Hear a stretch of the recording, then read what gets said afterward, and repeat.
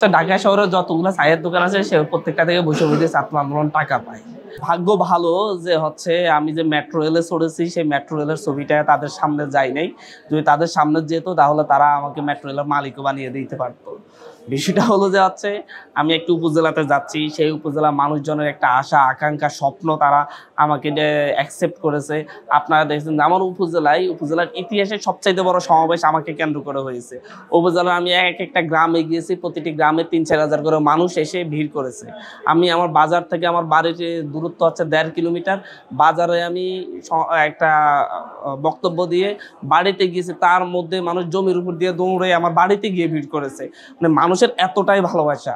আমি একটা জায়গা থেকে আসতেছি, নদী পার হয়ে আমি তমরুদ্দি বাজারে উঠেছি, কোনো ঘোষণা নেই, সেখানে ৩-৪ হাজার মানুষ এসে একত্রিত হয়েছে, জাস্ট শুনেছে আমি এখানে আসবো।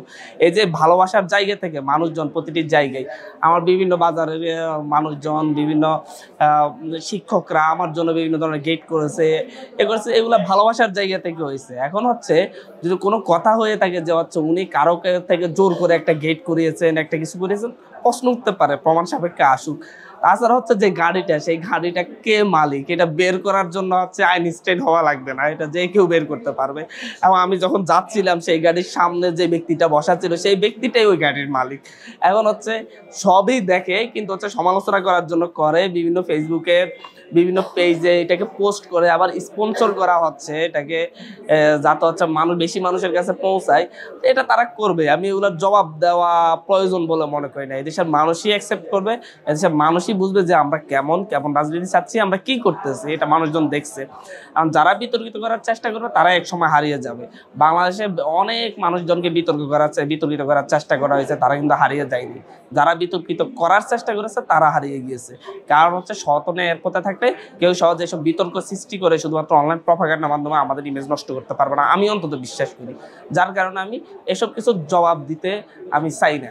এই যে হান্নান মাসুদের লাইফস্টাইল আপনার সামনেই বসে আছে, আপনারা এখানে থাকেন, আসতে যাইতে দেখেন হান্নান মাসুদ কিভাবে যাওয়া আসা করে, হান্নান মাসুদ রিক্সায় চড়ে নাকি হেঁটে চলে, হান্নান মাসুদ কি বিমানে চড়ে নাকি হচ্ছে রিক্সায় চড়ে, এগুলো আপনারা দেখেন। লাইফস্টাইলটা তো আমি মুখে বলতে পারি না, সেটা আপনারা সাধারণ মানুষ যা সবাই দেখে, সেটাই লাইফস্টাইল।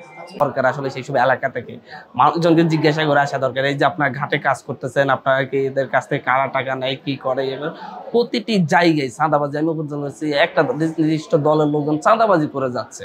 এই যে আমি একটা ভিডিও দেখলাম যে হচ্ছে সিটাক আছে, সিটাকে উঠতে বাধা দেওয়া হচ্ছে মানুষজনকে, যাতে সিটাকে করে না যেতে পারে, তাদের নৌকায় মাছ ধরার নৌকায় করে যাতায়াত করতে পারে ইনকামের জন্য। আজকে এই ভিডিওটা নিয়ে কয়েকজন পোস্ট করছে, একটা দলের লোক। তা হচ্ছে বিতর্কিত করার অনেকে অনেক চেষ্টা করবে, তবে সত্য বের হয়ে আসবে। সেই সত্যের জন্য আপনাদেরকে দায়িত্ব নিতে হবে।